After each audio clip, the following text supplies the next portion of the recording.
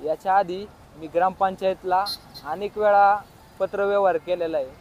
हे जे मुद्दे या सगळ्या संदर्भामध्ये मी ग्रामपंचायतीला विनंती अर्ज लिखित स्वरूपामध्ये दिलेले आहेत। वारंवार त्या ठिकाणी कचऱ्याचा मुद्दा मी त्या ठिकाणी मांडलेला आहे, पण वारंवार विनंती अर्ज करून देखील ग्रामपंचायत या गोष्टीची दखल घेत नाही।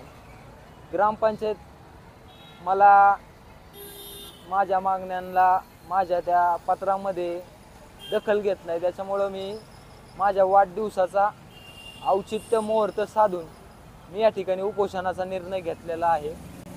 माझं शांततेच्या मार्गाने एक दिवसाचं जरी उपोषण असलं तरी हे इथंच मी थांबवणार नाही आहे। जर त्यांनी माझ्या मागण्या मान्य नाही केल्या तर मी वारंवार सर्वसामान्य मायबाप जनतेसाठी मी वारंवार उपोषणाला आमरण उपोषणाला बसणार पुढच्या वेळेस।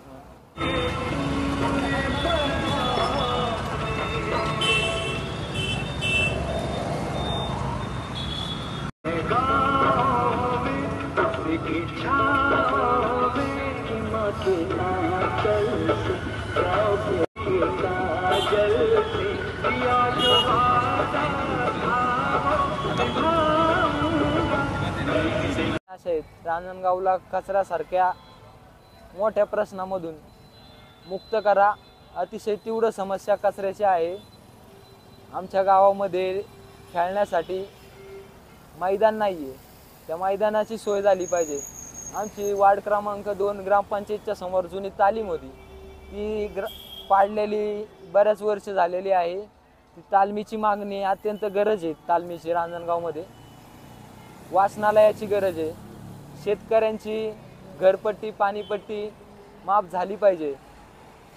बेरोजगार युवक MIDC मध्ये आधार कार्डवरती रांजणगाव गणपती ॲड्रेस असला तर त्या ठिकाणी कंपनीमध्ये कामाला घेत नाही। युवकांवरती अन्याय होतो। युवकांचा रोजगाराचा मोठा प्रश्न रांजणगावमध्ये प्रलंबित आहे।